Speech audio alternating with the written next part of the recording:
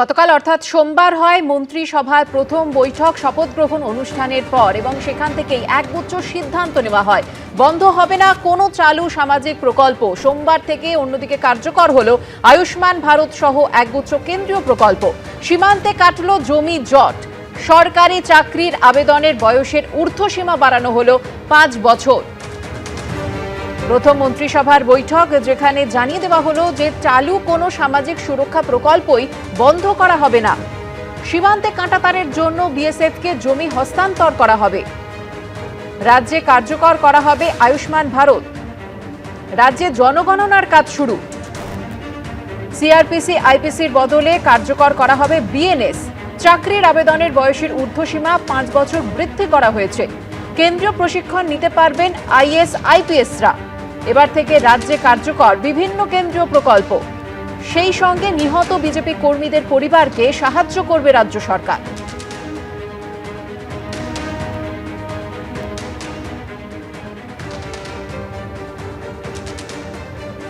কোনো চালু থাকা সামাজিক প্রকল্প বন্ধ হচ্ছে না। 30 বছর আগের হতে পারে, 10 বছর আগের হতে পারে, কোনো সামাজিক প্রকল্প আমরা বন্ধ করছি না।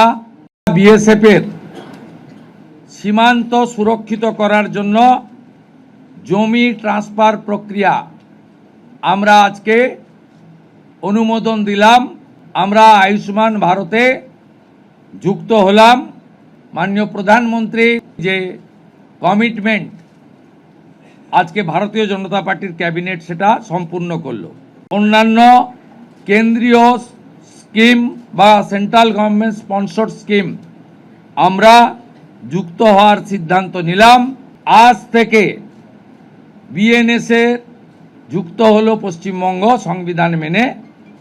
আগের সিআরপিসি আইপিসি এই আইন আর থাকলো না। 2015 সালের পরে পশ্চিমবঙ্গে কোনো রিক্রুটমেন্ট হয়নি।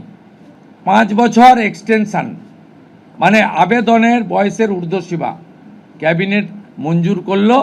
যাদের আত্মবলিদানের মধ্য দিয়ে বিজেপি সরকার প্রতিষ্ঠা হয়েছে, এই পরিবারগুলির সমস্ত দায় দায়িত্ব আমরা এই সরকার কাঁধে তুলে নিলাম।